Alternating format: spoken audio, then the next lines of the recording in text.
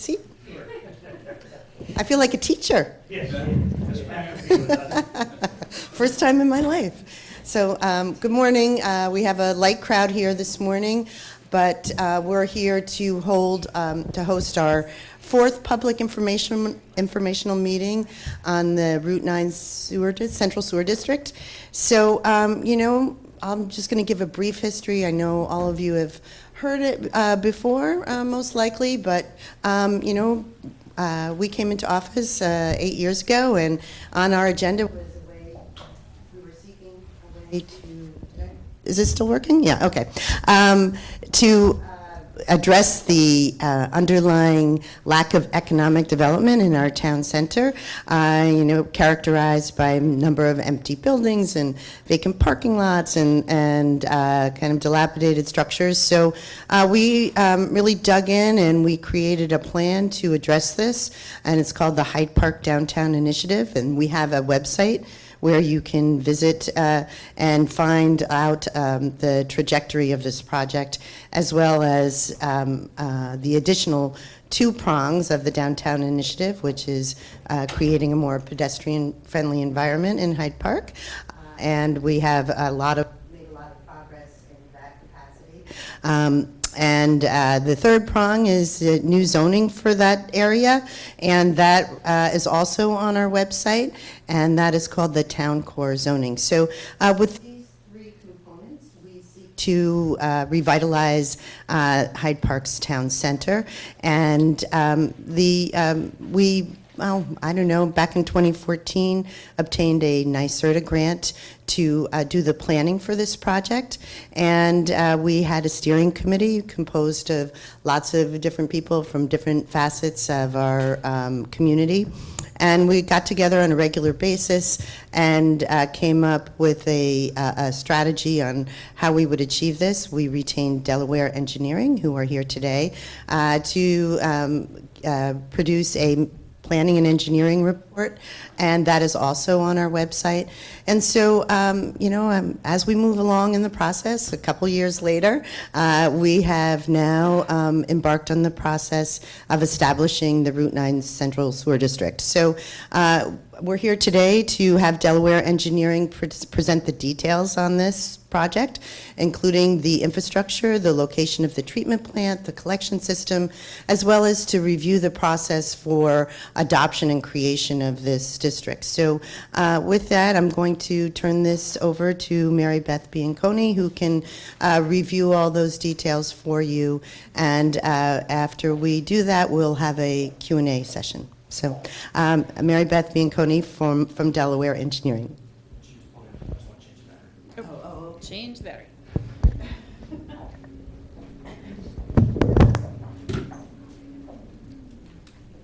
Technology. I can scream at y'all, but then I don't think we'll end up on recording or whatever we're doing here. So.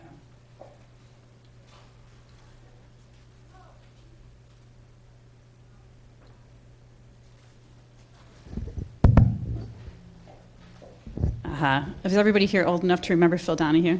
When I was little, I really wanted to be Phil Donahue. It was like my thing. So having said that, my name is Mary Beth Bianconi. I'm a partner at Delaware Engineering, and as the supervisor said, we're the firm that was hired to help assist the town through this process.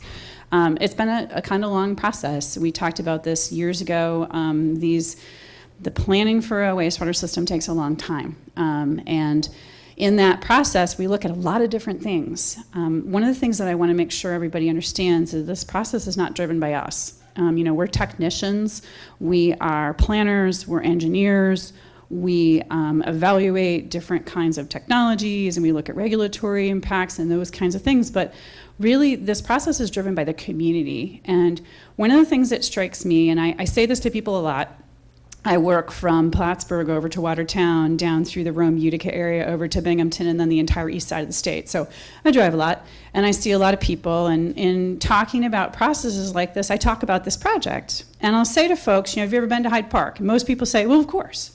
And I'll say, do you recall driving between the Vanderbilt and the CIA? And people will go, well, not really. They certainly have been to those locations, and they've been to the library, and they've been to many things here, but they don't remember this community. And in part, that's because we don't have a lot going on here. And that's as your community has said, we'd like to see more. We'd like to see more things happening here. We'd like to see more things for residents. We'd like to see more business. We'd like to improve our tax base. We'd like all of those people who are coming here and going to these different sites, and there's a lot of them, I mean an enormous number of them, to leave some of their money in our community because that enhances our community. And in order to do that and to have that level of economic activity, there are many things that have to come together. The town has been working on many of those things. There's zoning that encourages the kind of development that folks want to see who live in this community here. There's having a friendly pedestrian environment. There's having good highway access. There's a whole bunch of things. You already have a water system that's been here since the 1950s. You're very fortunate in that respect, but you don't have a sewer system. And the sewer system is a substantial limitation to economic activity in this corridor. So that was what we were charged to do, is help the community envision a sewer system for this corridor. In doing so, we looked from essentially just north of this location all the way down. We actually initially looked all the way down to the CIA because it's a long stretch without services. You have the Bellafield project that's going on. We looked at that. We looked at a very small area to serve with wastewater. We looked at a very large area. We looked at just commercial. We looked at commercial and residential. We looked in terms of service area. We looked at different ways to gather the wastewater and treat it. We looked at ways to, put in the most cost-effective from a treatment perspective, but also very small system. We looked at very large systems with state-of-the-art technology and everything in between. Probably if you were to add up all of those combinations and permutations, we're into dozens in evaluating where's the sweet spot? Where is the place in the middle of all of this that meets this wide variety of objectives? Support economic development, bring things to this community that are meaningful to the community, but also do something that is long-term and sustainable for this community. I'm kind of a big one on if you're going to spend money, any amount of money, it had better be a good investment. So something that's really super small, that's incredibly limited, is probably not the best investment because it doesn't have longevity. So, we've looked at an area here that goes from basically Terwilliger, the old drive-in, all the way up to just north of this location, bordering on the Vanderbilt site and Linden Lane.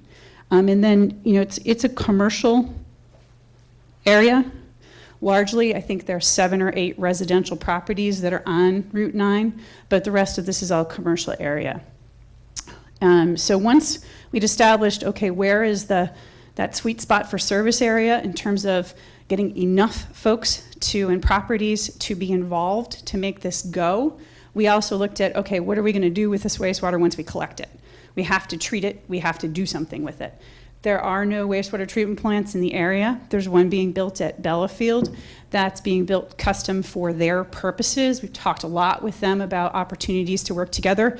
That may be something that happens, but right now, they have some pretty important objectives they're trying to meet, and I think everybody is very excited about their opportunities. So they're off and running, which is a good thing.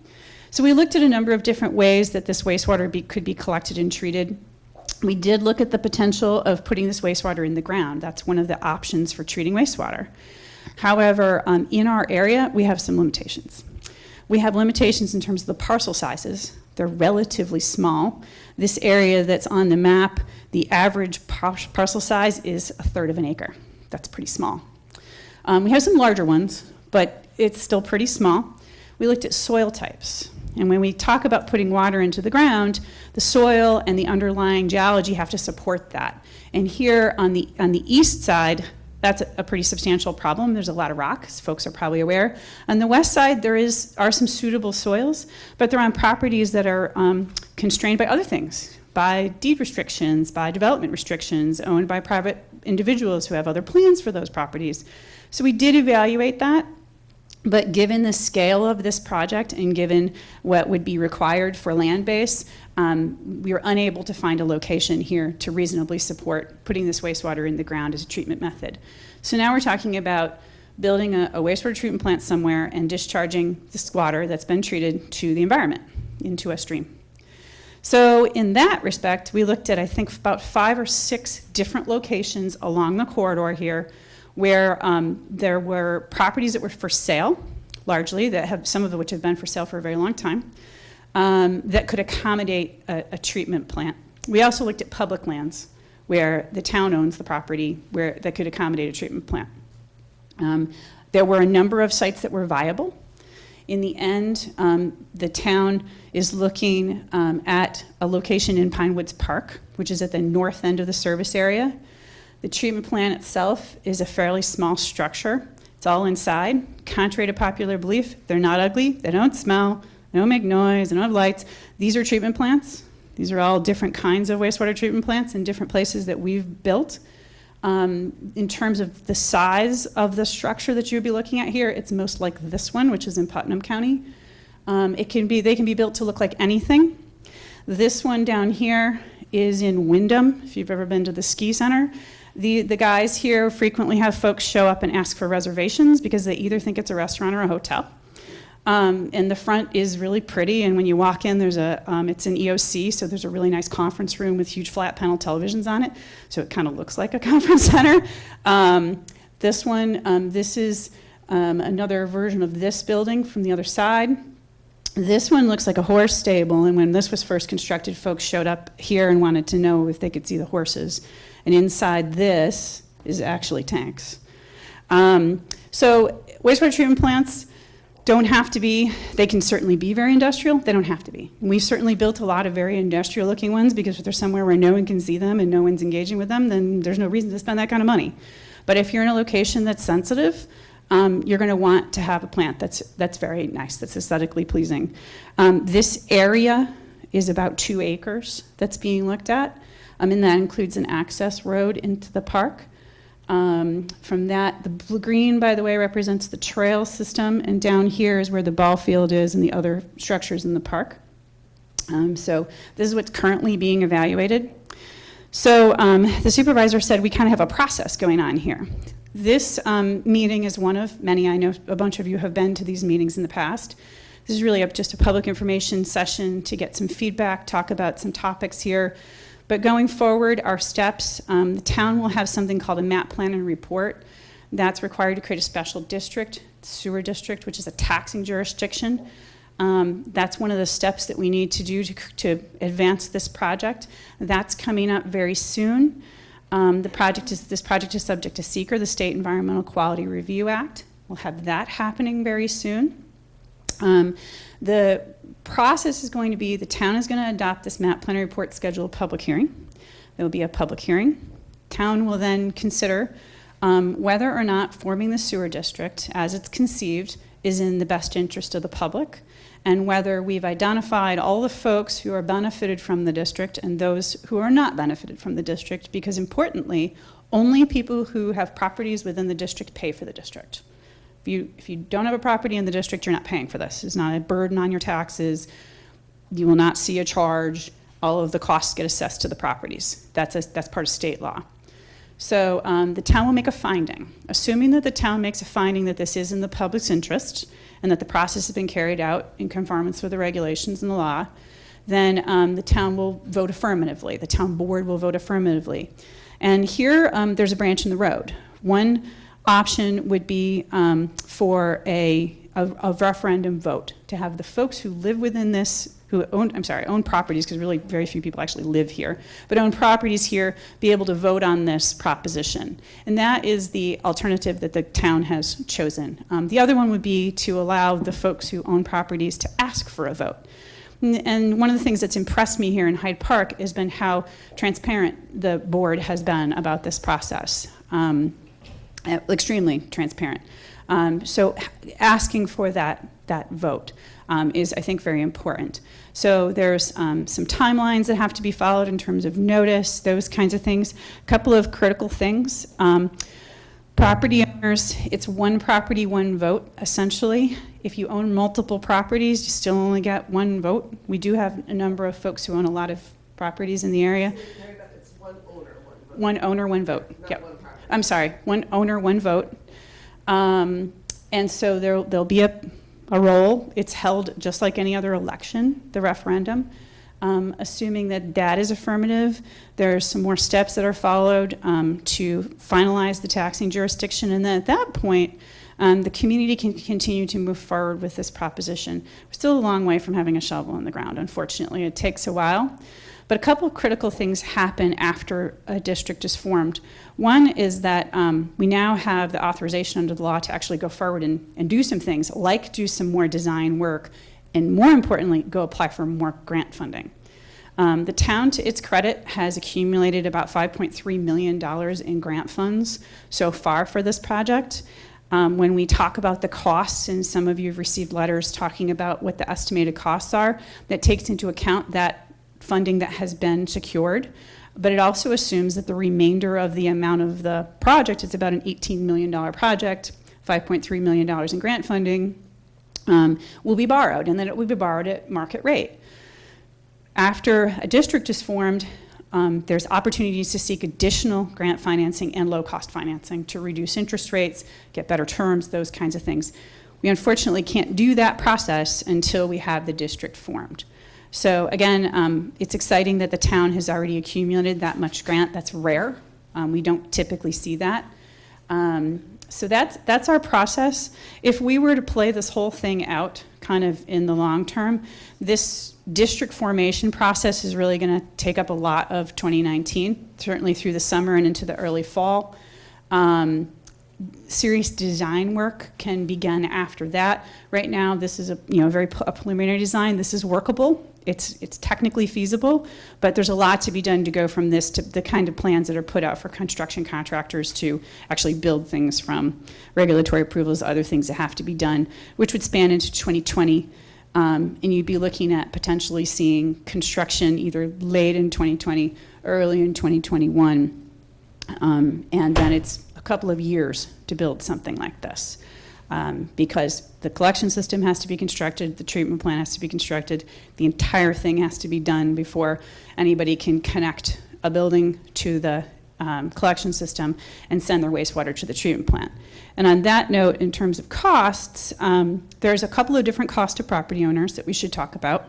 One cost is the cost of debt service. It's very unlikely that there will not be some borrowing associated with this project. First of all, the project is very large scale, but secondly, the days of somebody, the EPA or someone coming in and dropping an enormous bag of money on you so that you don't have to pay anything are over. They've been over since the 80s.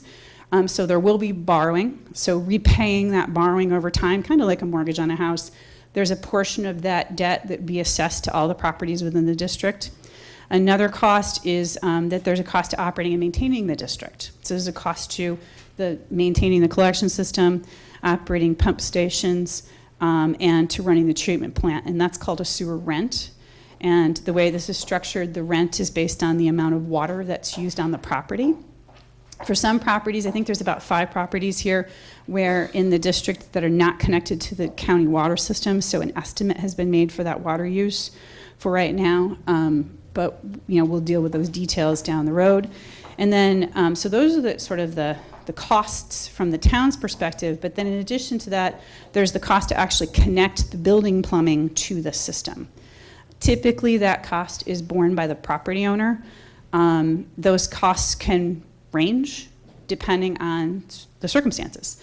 If the building plumbing is very conveniently located to the sewer main and it's very close and no substantial work has to be done, it's a matter of connecting 2 pipes that can be very inexpensive, a few $1,000s. If it's much more complicated than that, or the building owner decides, the property owner says, even though my existing building, the septic system is, over here, maybe with a sewer system looking at redeveloping my property and I don't want that line to be someplace that would foreclose me from building a bigger building or doing something else in the future, maybe you'd want to relocate where that connection is to the sewer system.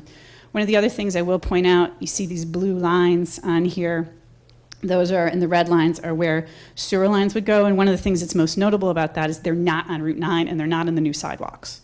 They're off of Route 9 and they're not in the new sidewalks. And that's intentional.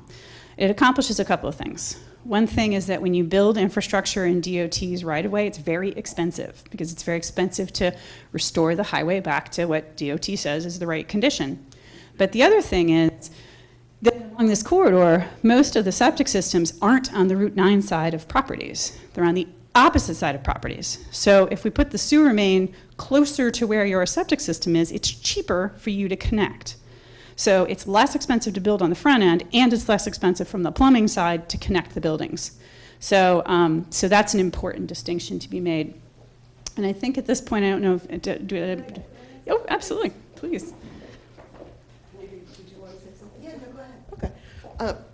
Hi, Emily Svensson, Downtown Initiative Coordinator. I just wanted to add a couple things. Thanks so much, Mary Beth, for that overview. One is, I was just curious, is anyone here a property owner in the district? Yeah, actually, I take that as a really good sign because Aileen and Pete and the town board members have spent a lot of time going and meeting with each property owner and answering their individual questions. And, you know, there are some who think that the cost is too high for them, but there are a lot that have really been in support, mainly either because they see the expansion potential on their property if they had wastewater treatment, or because they're just really having actual trouble with their septic system and they know that they can't keep going with it the way it is. So I think it's actually, we've done 4 of these meetings now. This is the lightest attendance, and I think that shows that we've gotten those questions answered. And the other thing I just wanted to add is that we are continuing to seek grants. In addition to the funding from the Environmental Facilities Corporation, we did meet with someone from Senator Schumer's office and also someone from the Hudson Valley Regional Council and talk about some federal funding that might be available. So the cost, you know, could go down. So that's just something that's still potential, and we hope to keep following up on that because the lower the cost, the better it is for everyone. So, did you want to add anything? Phil Donahue? Yeah, Phil. Better than Vanna White, I suppose. But yeah, I really don't have a lot to add, just that I am very open to talking with people.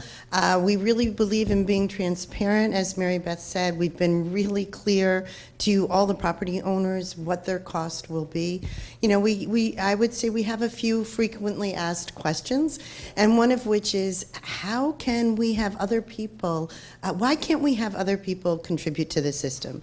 The people in the town, because they're going to benefit. But you know, that's an indirect benefit, and as Mary Beth stated, this is really strongly dictated, and I'm very happy about that, by state law. The state tells us how a district can be formed, how people can be charged, and that is very clear, and that's the way it should be. I think that's a protection that New York State is giving us. But, you know, again, to get to this benefit part, yes, it's true that the entire community will benefit by having a strong commercial district, and that's what inspired us to attack this problem. And it's not the first time. And I know we have Bob Clearwater here, and this effort goes back probably 50 years. His dad was supervisor here, and also tried, I'm sure, to solve this dilemma. It's not really a dilemma, it's a puzzle. Because so many people come through the town of Hyde Park, and they're expecting a very different community. They're expecting a more dense, charming, historic community, and they're surprised that it's not here. And you know, we as residents, I grew up here, as many of you did, and if not, I'm even more grateful for the people who have chosen to come to Hyde Park from other communities and see this incredible potential that's just been languishing. And you know, just to get to the heart of it, it's really about infrastructure. You know, Mary Beth didn't really go into the details of how people are stymied in their application and their attempt to do more in Hyde Park. You know, for very often I have people who come to me and they're completely perplexed about the Dodge dealership, for example, and they don't understand why is that not selling. And you know, part of it is the property owner has it for sale for $2 million, which is an extremely unrealistic amount in the condition that it's in, and with the potential to do anything there, because it's, again, it's such an important corner. We all value it. We know how it would be transformational for the town if we were to have an attractive use there, but yet we can't because there's no way to treat the wastewater. So again, it's, we met with the East Market people last night, and it was interesting because it kind of brought back a lot of memories of when I first got involved with the town in a volunteer capacity. And at that time, I was a little bit skeptical about the sewer, and I was like, well, nobody's going to come to Hyde Park to see our sewer, they're not. That's not an attraction, and I don't really see how that's going to change our community. But the more I learned about the limitations from being on the planning board, we've had very important input from our planning board chair about how that process of applications is delayed because you have to go to the Department of Health. And that takes a really long time to get any approvals.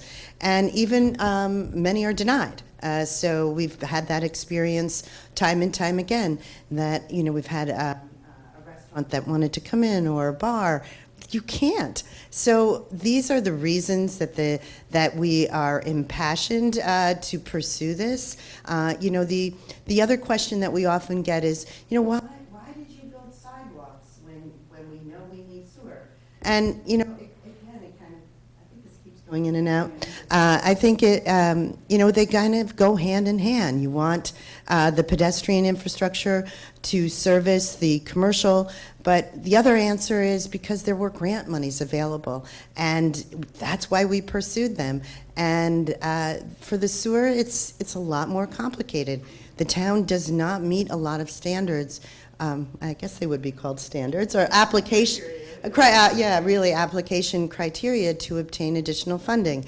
We're too large a community, so we don't meet rural development. We're too prosperous a community, so we don't get extra points on our EFC application. We don't have a water quality problem because we have a great water system. So for all those reasons, we're kind of shut out of grant money. But we have been able to gain commitments through various sources, through a lot of hard work, and I think it just needs to be made very clear that those monies will disappear. The only ones that won't will be the contribution from Belfield, because we actually have cash in hand. We have that in an account. That's the $1 million, but those other grant monies, they're not going to be around if we don't follow through. They don't stick around. They're repurposed. They're given to other communities. So right now, they're just a promise to us. They're a commitment if we follow all these steps. And that's what we're doing. But hey, if we can't pull this project together at this point, that $5.3 million will go away. So I think it's a moment in time for Hyde Park. I think that we have broad community support. We know it's a stretch for a lot of the property owners. We empathize with that. We are working diligently to bring that cost down for those property owners, but there is should be a sense that this is a moment in time to bring Hyde Park to its potential, and otherwise we really will remain the way we are. And it's okay. I mean, I love my town. We enjoy our neighborhoods. We enjoy our trails. We enjoy the national parks and the businesses that exist. But I think that there's just always a pining for more and a realization that we could be more. So with that, I would open up the floor for a few Q&As. If anyone has them. Okay, I guess we take that as a pretty good sign, as Emily said. Okay, yep, sir. What are the next steps for you guys to forming a sewer district? So I think Mary Beth went over that, but we create what's called a map plan and report. The town board considers that and weighs it. We have all are actually except for Ken Schneider, all our town board members are here, and they've been very actively involved. So the map plan and report is under construction, shall we say? It feels like we're giving birth again. But then after we adopt that as a town board, we will expose that to a referendum. We'll put that out to vote and let the people speak. Again, just can't emphasize enough that it is only the people who benefit from the district who will be able to vote, and they will need credentials to establish their ownership. And once that vote happens, then the district is officially formed, and a variety or a process of submitting to the Attorney General and Office of State Comptroller, and once that happens and we get approvals, we'll begin the design process. And that's probably, I don't know, as a timeline, about a year on that timeline, and then construction. There you go. Construction's about 2 years. Yeah, construction is about 2 years. So, Barbara?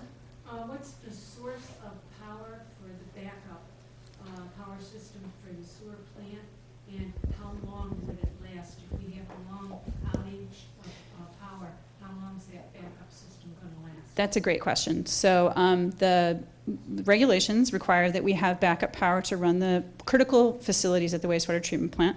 That will be a generator. There are a lot of different kinds of generators. It'll be a decision that the town will make in design. You guys don't have natural gas here, right? You do. Some places do. So it could be natural gas is one option. If depending on its location, it could be natural gas, and then it's unlimited because it's the natural gas system. If it's not, it could be diesel or propane. In this case, it's probably, I'm just going to say we've done no design, but it's probably diesel. The tank is integrated into the generator itself. And then what we do is we actually say, okay, we've got a certain type of treatment plant that has certain critical facilities that are required to be operated for a certain period of time by the regulations. We do the math. We figure out how much energy that requires. We figure out how big a tank is needed to go with that, and that's what gets designed. Generally speaking, it's 3 days about, but remember that you will be able to, within that 3-day period, bring more diesel in and put more diesel in there. We've been doing this, I've personally been doing this for almost 30 years. I've been through ice storms, I've been through Hurricane Irene, I've been through Superstorm Sandy, all those things. We never had a problem with a backup facility not having enough power to get through one of those situations. So last night we had a meeting with the East Market people, and so a lot of them could not attend. You know, we put it, we set this time because we expected the business owners to be able to come. So I'll just ask a couple of questions that were asked of me, and Pete, if you recall any. And it seemed to be that people were a little concerned about the volume of water that would be entering the Crum Elbow. Could you speak to that a little bit? Absolutely. So that's a good question. So the volume of water. So let's talk about the sort of the uses, right? The land uses here that are going to be engaged in sending water to the treatment plant. They're largely commercial land uses. So they may be restaurants, it could be, I mean, in a perfect world, I think we'd love to see a hotel. There's all kinds of neat stuff. But they're all going to send water at different times of the day in different volumes. You know, if we looked at most communities, we're going to see that first thing in the morning, the water use goes way up because everybody gets up and makes coffee and takes showers and does whatever, so the water use goes way up. It goes down in the morning, lunchtime, there's a little bump back up, goes down even more, dinner time, bump back up, and then overnight it's very low. It's not non-existent, but it's very low. So that's sort of the flow coming to the wastewater treatment plant. The treatment plant itself has a couple of components. One is a mechanical component. Mechanical component is simply based on how much water comes. So it's literally separating solid things from liquid things. So that process doesn't care how much water gets to it. The next one does, though. The next process is a biological process. It's literally like when the tree falls in the forest and bacteria attack it and turn it into soil, there's a balance between the amount of food that's available in the tree and the amount of bacteria that grows to consume that food. That's exactly what we do in a wastewater treatment plant. We are creating in a laboratory condition a balance between the amount of food that's coming in, believe it or not, yes, it's food, and the bacteria that's growing in the biological treatment system. That system is very temperamental and has to be balanced. That system will not accommodate wide swings in the amount of food because if you think about it, then the population of bacteria would have to grow rapidly to consume all the food, and then they would be starving to death, say at night, when there was no water coming into the plant. So the plant is designed so that it equalizes the flow, so that it's the same 24 hours a day, 7 days a week, 365 days a year. That's what gets discharged to the crumb elbow. So it is not some giant gush of water. In fact, most of these systems, and I didn't bring one, but some will bring it in the future, we'll bring a picture of what the discharge looks like. You'll be hard pressed to find it. It's usually covered in rocks and vegetation. You'll not see some pipe, like you picture sort of a pipe sticking out of the side of a wall with water gushing out of it. That is not what it looks like at all. The design will take into account the amount of water that's in the crumb elbow so that the discharge will happen equally at a low flow over a long period of time. There will not be any erosion, no sedimentation, no change in the color of the water. In fact, the water coming from the wastewater treatment plant, we built a lot of treatment plants in New York City's watershed, and we are required there to build treatment plants that make drinking water out of sewage. This plant will make drinking water out of sewage because the crumb elbow is a very sensitive water body. So it will be designed to that standard. So it will not smell, it'll look just like pure water, it will not be some gusher coming in. The treatment plants are designed intentionally for that purpose. So. Great, thank you so much for that answer. And actually, Joe has a question?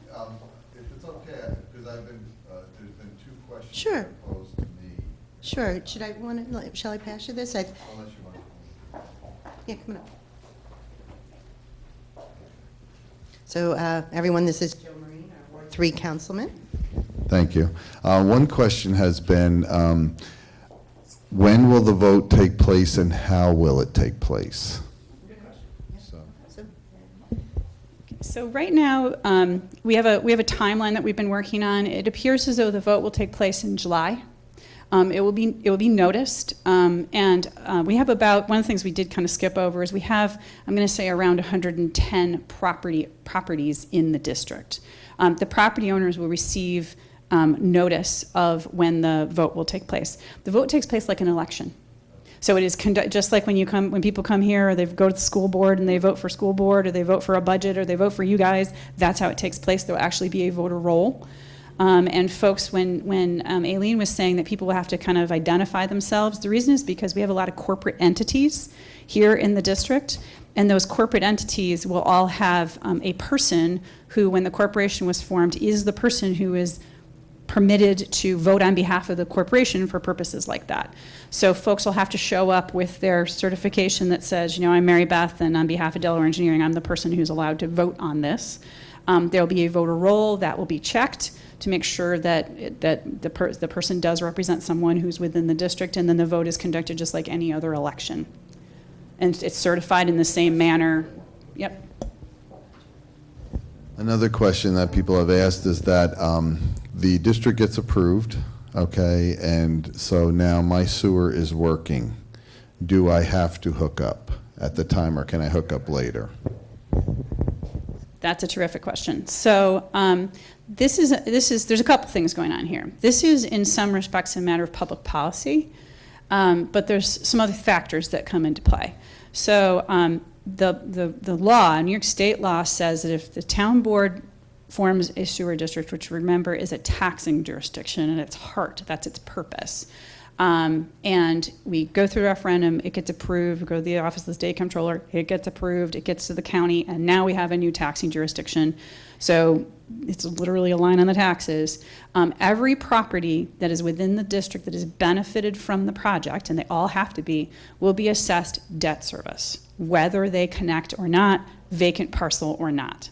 Because the idea is the property is improved by the provision of public service. So whether you use it or not, it's there. You could sell your property tomorrow and the next guy could connect and he or she is benefited. So there's that aspect of it. In terms of, are you required to connect? One of the things that will happen as the town is going through its process, it will adopt a sewer use law. The sewer use law will be the rules of the road for how the sewer system gets used. One of the things that will be in there, there's a DEC model law that's typically used for this because it kind of covers all the good stuff. DEC does a good job with that. And one of the things that's in there is it will say properties within X feet of a sewer main are required to connect to the system. Now, in other communities, people have said, okay, X feet is 200 or 100 or whatever the number is.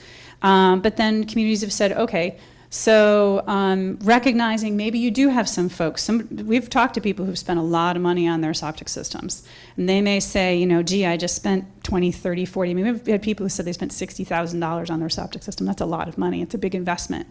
So, you may want to create something that says if you have an engineered system that's been approved, designed by an engineer and approved by the Department of Health, you get a waiver from mandatory connection for some period of time. So if you say it's got a 10-year service life, you installed it 5 years ago, you don't need to connect for 5 years because you need to get the economic value. You can do that. It's a matter of public policy. The other thing, though, frequently what we find is the number of those circumstances are significantly less than people perceive them to be, because we really want this to be an engineered system, meaning it was designed by an engineer with a PE stamp approved by the Department of Health, as opposed to I called Joe the plumber because I had water coming out in my backyard and he did something and it got fixed and I've never seen the water again. That's a different situation. So there's that. There's also, generally speaking with these, what will happen is once the system is entirely operable, the treatment plan is up and running, a notice goes out to property owners that says, system is now ready for you to make a connection. Please come get a connection packet. The connection packet provides instructions to your contractor about what to do. There are inspections that are required, just like there's inspections if you're building a house, you have to do the electrical inspected, all those kinds of things. It's the same thing here. There's inspections that are required. And one of the things to encourage folks to connect and connect early, because again, you're going to pay that debt service anyway, whether or not you're connected. You better get something out of the deal. You can say, well, we'll waive the cost of those inspection fees. You won't have to pay that as a homeowner. If you're willing to connect within, say, the first 9 months, that's one way to encourage folks. If you wait, you're going to have to pay the full load. So there's no, it's up to the town how this happens. My experience is there's no such thing as sewer police.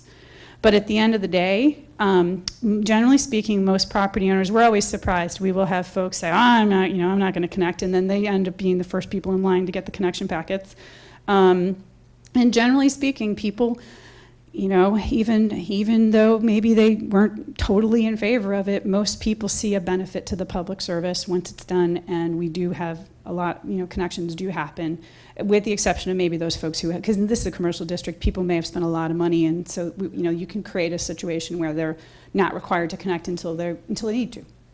Yeah. Okay, great. Thank you. Thanks, Joe. One other question that we had that I really couldn't answer, so it's clear that the water the discharge that is produced is of high quality and drinking water standards, but one of the gentlemen asked what are the methodologies that are used to clean this water, and if at some point it's assumed that during the maintenance process that there are different chemicals or different substances that are used to clean the system, and he just had concerns about that, and hoping you could answer that. That is an excellent question. So the process the treatment plant itself is designed with a lot of redundancy. So there are multiple systems that duplicate each other so that if one needs to be taken out of service to, say, be repaired, there's another one in place that functions exactly the same way, so you have continuous treatment all the time without interruption. So that's good. The treatment plant uses a mechanical process to separate solids. It uses a biological process for which you kind of think about, go back to, 10th grade when you take biology? You have some kind of aerobic bacteria. What does it need? It needs food and it needs air. So that process functions by injecting air into it. So the go is air, which is generated by blowers on the site. And then the last process is disinfection. And that's the one where there may be some chemicals involved, or it could be ultraviolet light. If it's ultraviolet light, it's simply a tube in a channel. The tube has ultraviolet bulbs in it. They cast their light through the water column and inactivate the bacteria that could be harmful that go to the environment. In that case, there's no chemicals used in that process. There are some chemicals that are used to clean the bulbs, as you might imagine. They do get scaly, just like at your house. Your fixtures get a little scaly after a while.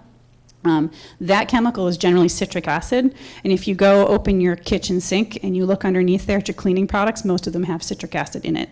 So it's a very benign chemical. But all of those, any chemicals that are used at the plant, there's something called water treatment chemical requirements, and they're registered with the state. The volume that's held on the site is known. There is protection in case there were to be a spill. That's a requirement. And the amount of those chemicals and their disposition is all recorded as the plant is operated. So the water is tested for regulatory purposes monthly, but then within that, there's a whole regimen of testing. Some of it's very frequent. And then anything that can be done with a meter is usually tested 2 times per second. So we have a lot of data. We know a lot about a lot of this stuff.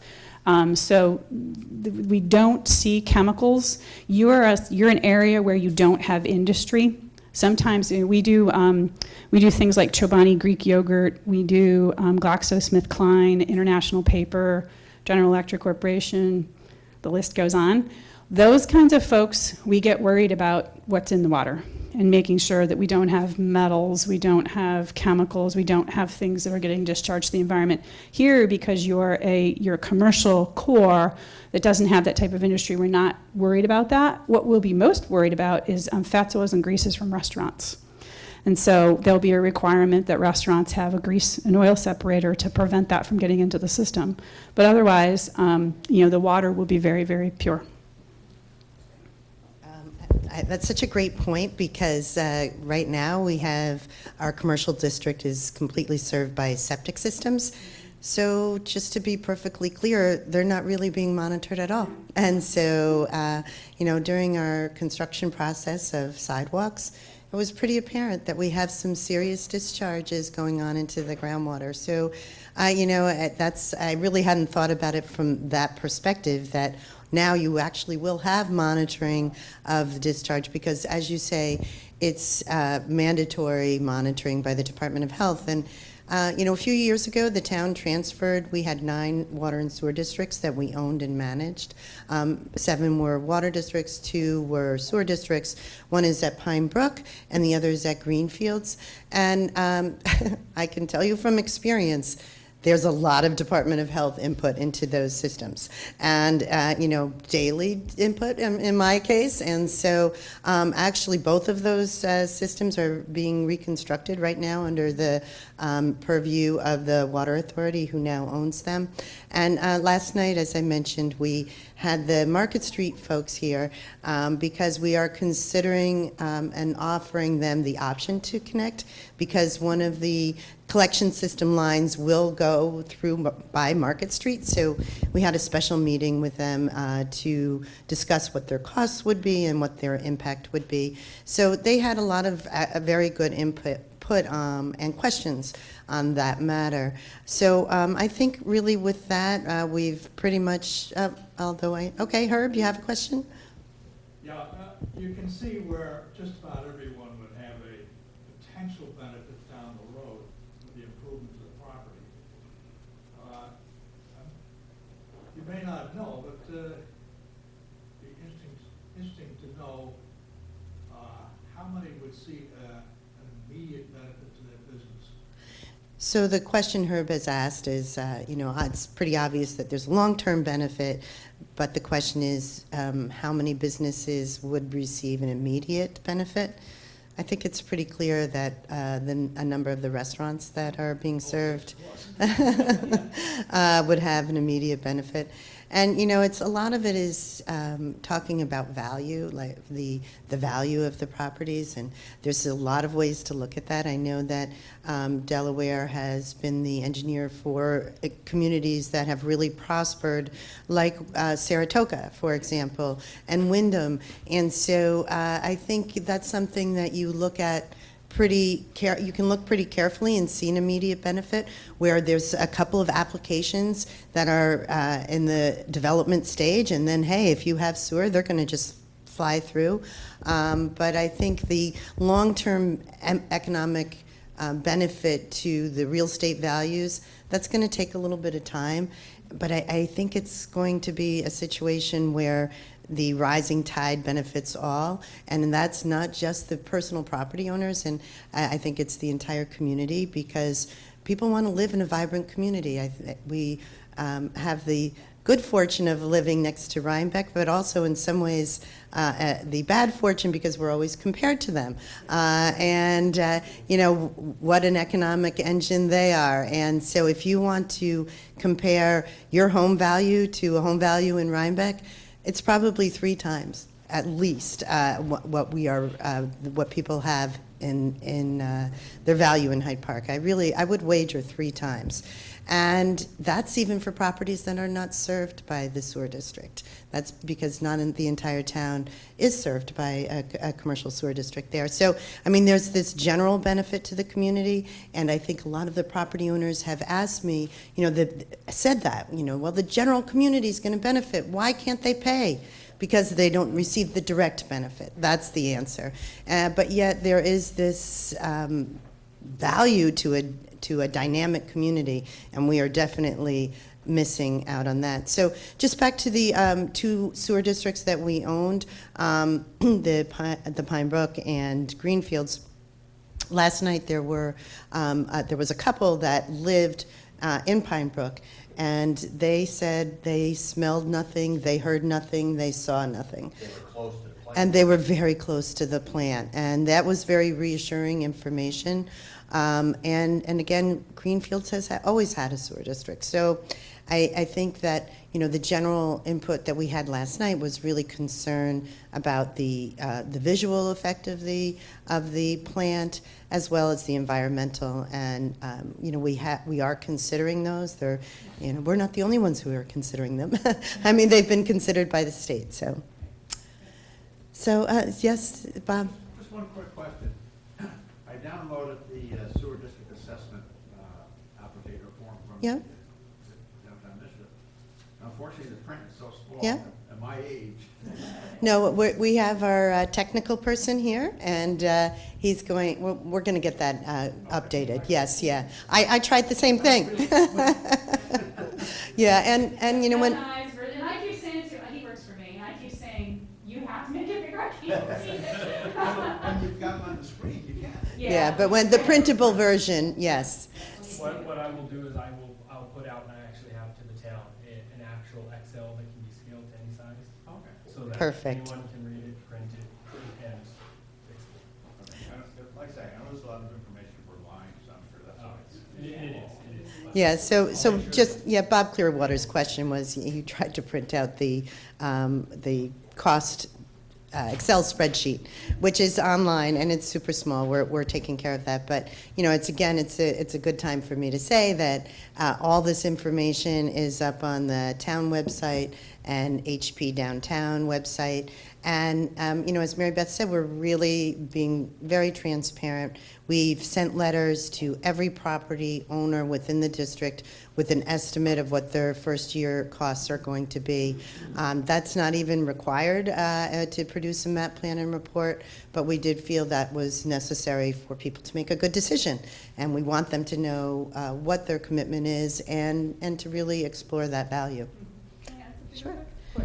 On those estimated costs, again, we were talking before, there's a couple of costs on there. There's the debt service portion of it, and then there's the rent, which is paying for the operation and maintenance. On the debt service portion, it's a formula. And when you download that spreadsheet, you'll see that formula. It's based on the frontage, because these are commercial properties, as well as the property size, which equates to the ability to build things. So that's one chunk. That number is based on the currently proposed capital cost less the grants that we have. And then what we've done is we've just done an amortization table at market rate today. What would that be in terms of the amount of debt service that needs to be paid back annually? And then it's just divided out among the property owners. That cost could go down because we could get additional grant support or we could get better financing than we've anticipated. We try to be conservative. Don't have a crystal ball, but we try. The other number is that rent number, which is the O&M. So a couple notes about that.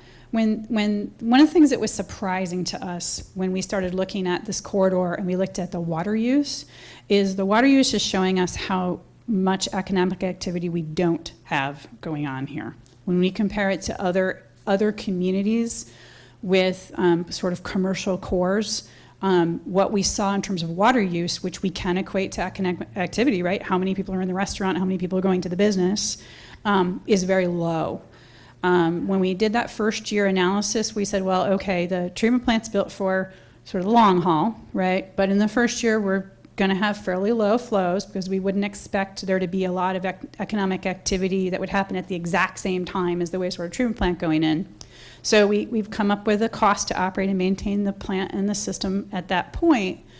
As economic activity increases, your rent cost will go down because it is not linear. So as we get more water at the plant, isn't every gallon adds $1, it's every gallon adds a fraction of $1, but the more people, the more cost to spread it out, more flow to spread it out over, the unit cost goes down. So more economic activity will make the system more economically viable. So first year is kind of almost always we'll call it a worst case scenario, because it's looking at the lowest activity that you could have. I just want to make sure folks know those are estimates. We will update them if the project goes forward as time goes by. But again, I applaud the town for being very, very transparent and trying to inform people about what those costs are. Well, just to speak to that point, one of the questions that we had last night was, what is the current volume expected, and what is the total capacity of the plant as it will be built? So I think people just might want to have that put in perspective, if you could. Sure. So the current volume in the area, as reported by the water system, which is a good indicator, is about 40,000 gallons a day. The projected volume is about 113,000 gallons a day. And how do we come up with that projected volume? Back when in a land far away, we had a planner who did some visioning of this corridor. We worked a lot with the local community and said, okay, what kinds of things could we see here as a community? Things like hotels and restaurants and maybe some small boutique shops, some buy local food, those kinds of things. And we looked at the land base. We looked at the constraints that we have in the area in terms of where is rock, where are there streams, where are there things that are sort of immovable objects that aren't going to change ever. And we came up with what is a reasonable maximum build out for the corridor based on the zoning that's envisioned for the area. And that is where that 113,000 gallons came from. So today we're at about 40,000 gallons. The future vision is about 113,000 gallons. Our experience is that generally in the first 10 years after a treatment system is built, we see the most economic activity. So we would expect to see, maybe half of the difference happen in those first 10 years. That's when we really see. We've seen this in a lot of the Catskill communities where New York City was obligated to pay for whole new sewer systems where they didn't exist before. And we saw a boon in economic activity. We've seen them in other locations where we've done sewer systems as well. So. Okay, unless anyone has any further questions, we'll just wrap this up. And our next step is to consider the map plan and report at our first April meeting of the town board. So that will begin the public adoption, the public process. There will be a local law, and eventually a local law, but we'll have a public hearing. Yeah, we'll have a public hearing on that. Yeah. A public hearing. So we'll welcome comments. And again, if anyone wants to call me, 229-5111, extension 8, to set up an appointment to come in and review it, I'm happy to do that.